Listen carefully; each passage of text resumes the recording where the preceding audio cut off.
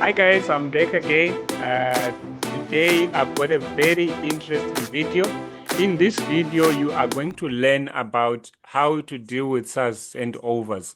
So for those people who are owing SARS, stay tuned. We are going to talk about things that you are supposed to do when you have been handed over by SARS, legislation that allows SARS to do that, and also things that you shouldn't do. So stay tuned, like this video and subscribe. Thanks again for watching.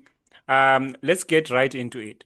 So guys, SARS handovers, the first thing you need to know is Section 179 of the Tax Administration Act allows SARS to use third parties. So third parties can be used in various ways. It can be used to hand you over to the lawyers who can be collecting the debt. It can be used in liaising with your bank or your employer in order for them to collect from you, even without your permission. And it can be also used to approach your bank to freeze your bank accounts should there be found anything that retains to non-compliance.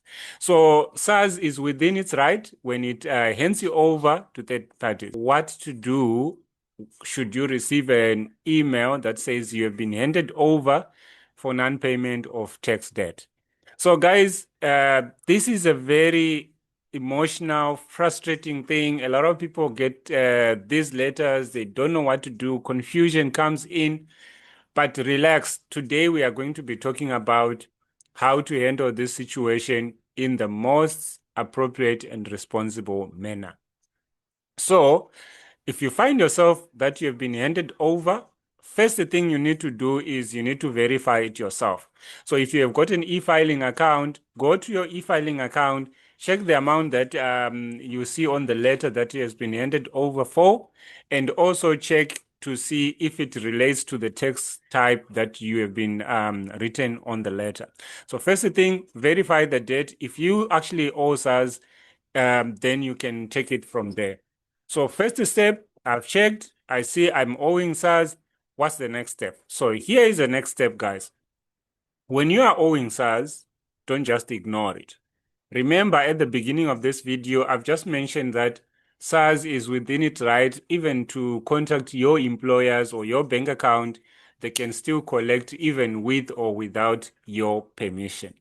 So now, in order for you to comply, the first thing you need to do is think about the debt that you are supposed to be paying SARS. Do you agree with SARS that you are owing that same amount of money, or you don't agree? If you agree, there are some methods that you need to follow. If you don't agree, perhaps you need to dispute through the prescribed channels that are found on e-filing. We will talk about that in another video.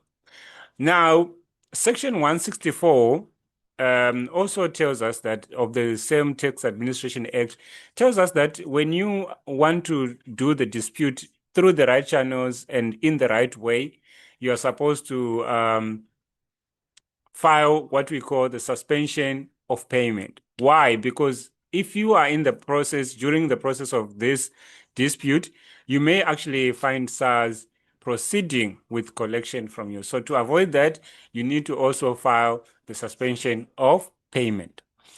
That is for those ones who don't agree with SARS in terms of the debt that they are owing to SARS. But if you are in agreement to the amount, to the text type, whatever SARS says, you are in agreement, but you just don't have the means to settle the amount as soon as possible. Here are the ways that you can use. Well, if we look into the Tax Administration Act, it talks about two options, because we have already talked about the dispute part. You can look into payment arrangements, you can look into tax compromise. So the debt compromise, I'll start with it because it's quick. If you are owing SARS and you are in financial difficulty, the legislation gives provision for you to be able to talk with SARS for a compromise to pay a reduced amount and clear off the debt. But that is only if you are in financial difficulty and SARS looks at your matter, assesses it, and see that it has got benefit in it proceeding with that particular act so that it can be able to at least collect something from you rather than lose everything. Payment arrangement. Section 167 of the Tax Administration Act talks about a payment arrangement that you can arrange. This is the most preferable way that a lot of people do when they see that they owe SARS. Why? Because once you make a payment arrangement, you are considered compliant because you've got an arrangement in place. Here is the important thing. Once you have a payment arrangement, make sure that you are following up with what you have made in the payment arrangement. A lot of people have found out that when they are owing SARS, most of the money that they are owing SARS, it relates to penalties, administrative penalties. Whenever you are not complying with SARS, whether it's not submitting tax returns, whether you are not paying the amount that you are supposed to pay, well, you can find yourself having these administrative penalties. Well, the good news is the Act also have some provisions that you can use in order for you to be able to deal with such things as the penalty. If you have a valid reason for you not complying with the requirements that are required by SARS, there are some things that has been mentioned in the Act. Those valid reasons can actually, if you qualify, obviously with the SARS having looked at your things, you could qualify for SARS to waive the admin penalties should you have valid reasons for you not being compliant. So guys, we have talked about ways that you can use proper channels that you can use using the legislation to make sure that you are not finding yourself in trouble with SARS. Thanks very much for watching.